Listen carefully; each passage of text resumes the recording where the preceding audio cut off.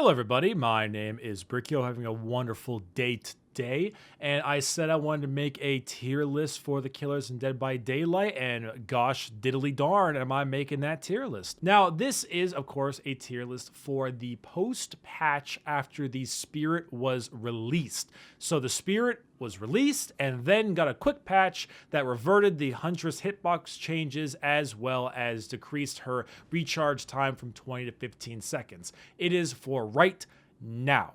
No new killers have come out, as well as no other mid patches have been made. So with that, go ahead and leave with a grain of salt. If anything else has happened, you know that, well, it's probably not as relevant anymore, but for the time being, here is what I think is the strongest tier list. Now, this tier list will be based off of two major things. One, the power and strength of the killer, and two, their effectiveness as a killer. Now, some of these killers can be far more effective at lower ranks or far more effective at higher ranks. It depends on who's playing them and who they are fighting. A good example is that Freddy is a lot better at low ranks, but trash at high ranks, whereas a new nurse player is terrible, whereas a top tier nurse is godly. So with that, we begin with discussing the four things that make a killer good. The first is power of the chase. How good are they at catching up with the survivor? How good are they in the chase? This is probably going to be our number one most discussed thing and is going to be a large portion of how we dictate how each killer ranks. The second will be map presence. Map presence is the ability to go to each side of the map when you know that a survivor is there and the quickness of your ability to do so. Killers with high speed or mobility types of moves generally are the ones that excel at this. Number three is tracking, the ability to know where survivors are at all times. Now, certain killers are better at tracking than others, but it's mainly just being able to know where people are so you don't have to spend time searching for them. And finally, slowing the game down. Now, this is only relevant to a couple of the killers, but this is still something I wanted to mention. How good are they at slowing down the speed of the game? And even can they slow down the speed of the game? And with that, let us begin. And we are going to start from the bottom and work our way up. At number 13, at the bottom of the barrel, we have Freddy. Now, unfortunately, Freddy is, of course, still very, very terrible.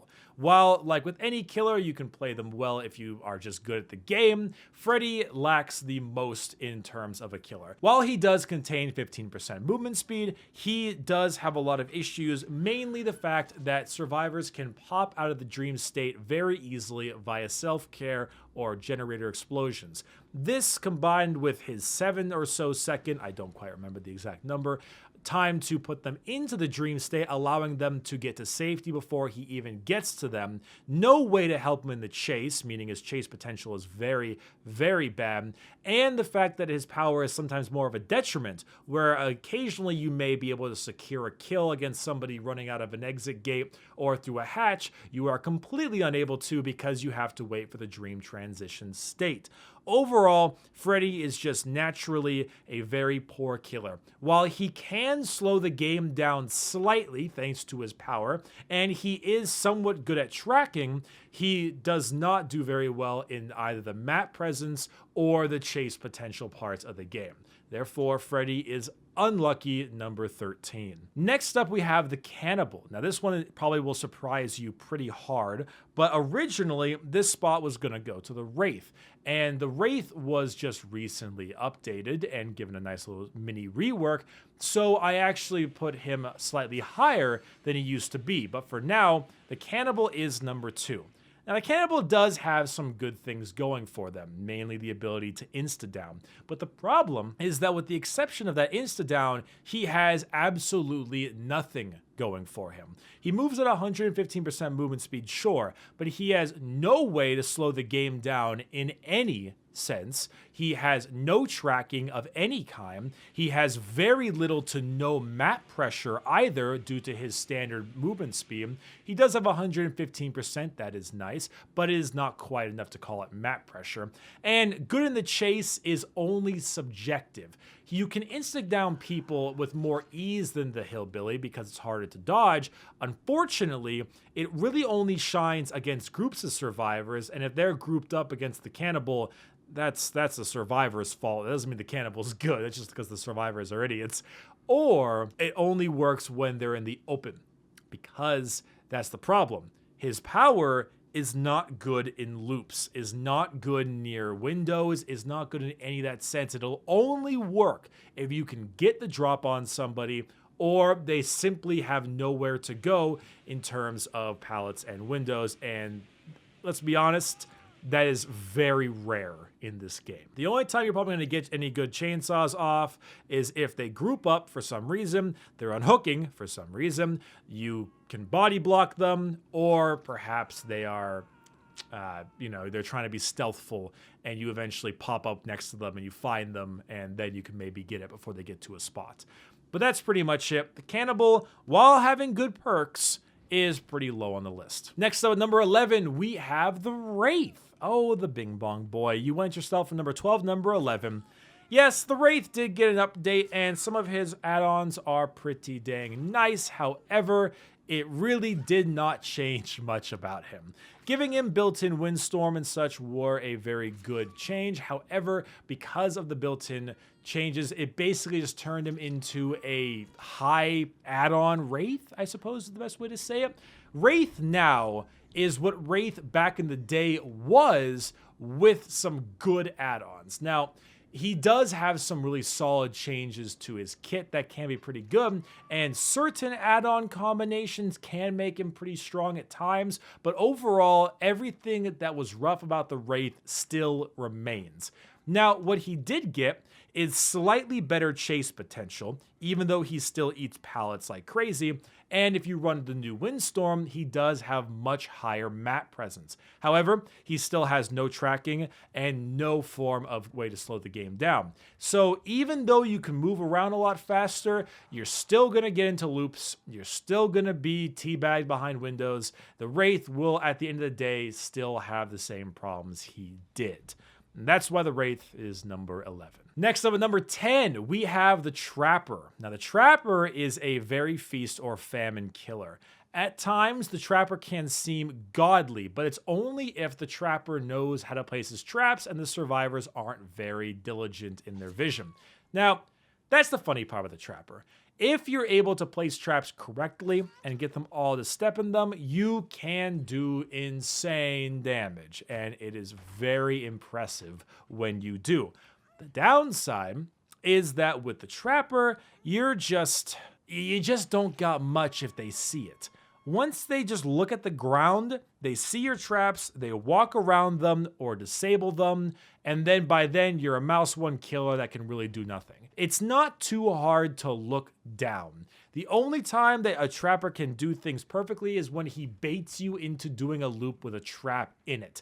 And that is a lot harder than it appears. Some god tier Trapper players can do it correctly, but not a ton, which is why the Trapper, while having some map presence with his traps, has poor game stalling, poor tracking, and not great chase potential, putting him at number 10. Number 9 is the Pig. Ah, yes, the Pig. Good old Amanda Young.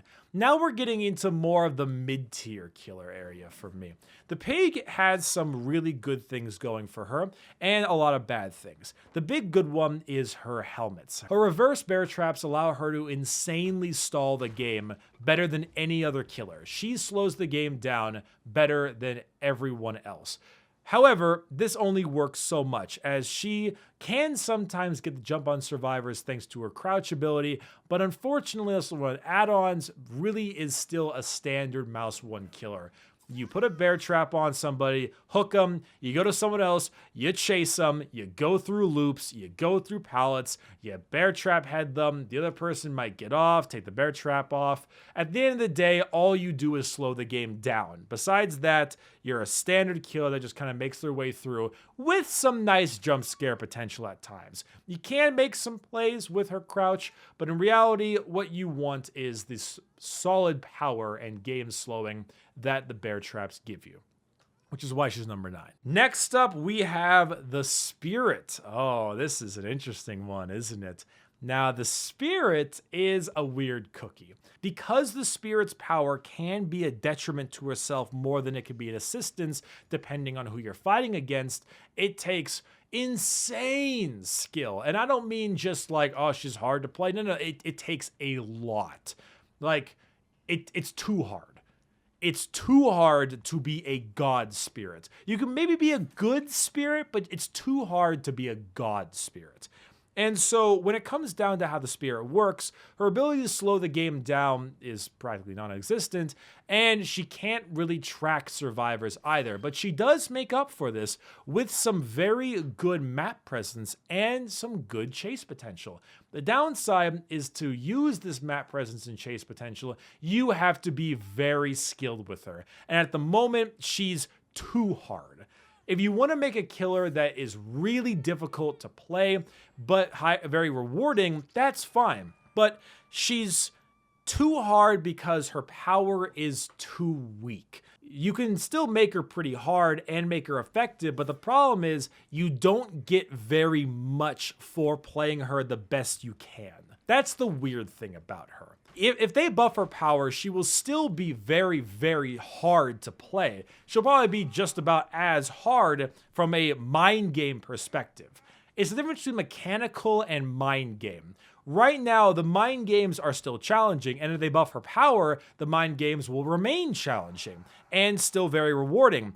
But the main thing is that right now, the mechanical part of it, her power isn't strong enough to warrant these mind games. It's kind of hard to explain, but it's too high risk, too low reward. So until she sees some notable changes, hopefully regarding the whoosh sound effect of her power, she remains down here. Yes, even with the more recent buff. Next up, a personal favorite of mine, the Doctor. Smack dab in the middle, we have the Doctor. The Doctor excels at a couple things. He is the best tracker in the entire game. Nobody will find survivors better than the Doctor can. And not only that, but he also can help stall the game a bit. Madness level 3 will force you to do a challenge in order to get, or a channel, sorry, in order to get snapped out of it. Also, making skill checks go everywhere makes it harder to heal and to repair, which also helps delay the game even longer. And he has a bit of map presence because you can buff his terror radius to become super large, causing those same issues. He even is kind of good in the chase sometimes if you're able to zap somebody pretty hard. The downside is that even with his powerful tracking, everything else he does is a kind of benefit. His tracking is 100% very strong, but everything else about the Doctor is okay. So instead of a killer being great in 2 areas, bad in others, the Doctor is great in one, okay in the rest.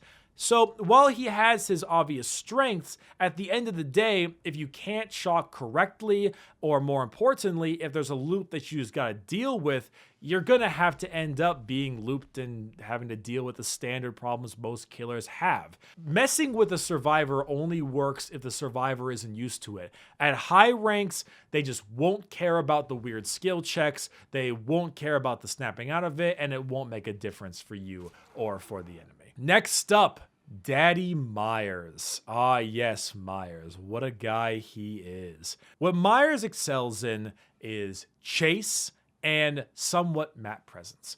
Now, he has pretty bad tracking, and he has mediocre to no real game slowing, except for when you're in Tier 3 Evil Within, but that's only sort. It's more like a mental thing.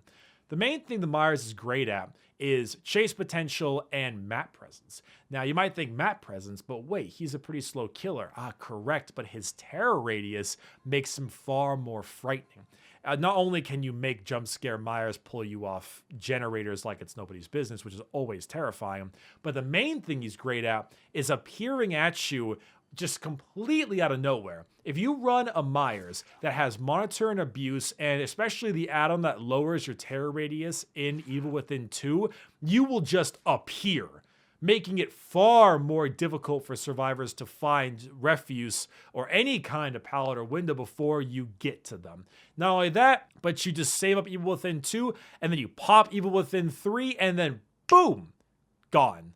Insta-downed, and nobody dares save them from that hook if you're anywhere nearby, because Evil Within 3 is very terrifying. The Myers game is interesting. You still get looped, you still get palleted, you still get the usual kind of stuff, but you can turn chases into a very powerful thing in your arsenal. You can create a very scary Myers player by working with his power correctly and with all of his cool little add-on and perk combinations, which is why he is pretty high up here at number 6. Next up after Myers, we have the Clown. The Clown. What a guy. What a guy. What a unit, one might say.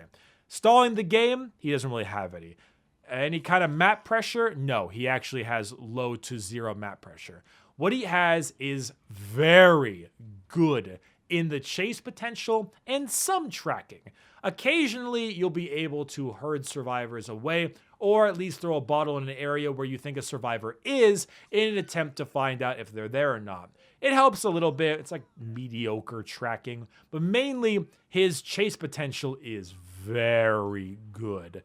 I would be quite surprised if you even have to deal with one loop as the Clown. You can throw your bottles in a certain area to make it incredibly difficult for the survivor to get through your little bottle gas or whatever it's called. And by doing so, unless they drop the pallet immediately every time you get to it, you probably won't be looped, if at all. Maybe once? I can't think of it very often. You can generally trade hits for stuns and really do a pretty damn good job as the Clown.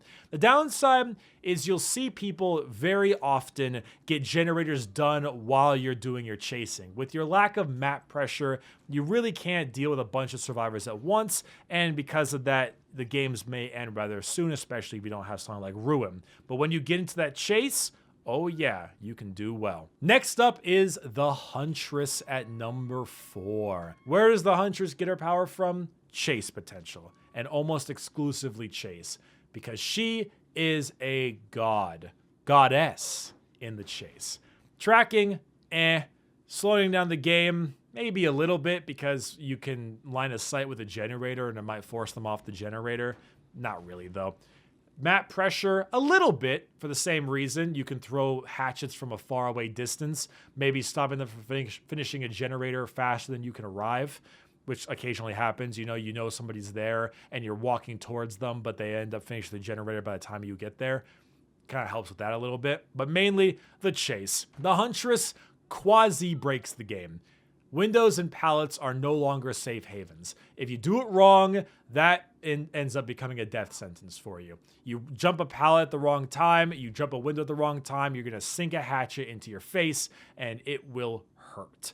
So naturally, the Huntress has far fewer issues when it comes to loops and jungle gyms and things of that nature. She has some, but only some. Now, I put her at number 4. She could be higher depending on the rank, but at high ranks, she can be a bit difficult to deal with, mainly because you're gonna get juked a lot. Survivors can juke your hatchets pretty easily if they're good, but then it becomes a skill thing. Are you better than them? Are you better at throwing it? I don't know. You'll have to see. But at the end of the day, the Huntress still provides insane chase potential and becomes really good. Next up, number 3. The Hag. I never thought I would call the Hag anything that isn't bottom tier, but here we are. The Hag is incredible now. She provides 2 things that are crazy strong: map presence and chase potential. The chase is without a doubt one of the more enjoyable ones, especially since they changed her lunge range. So let's say you come to a pallet, right?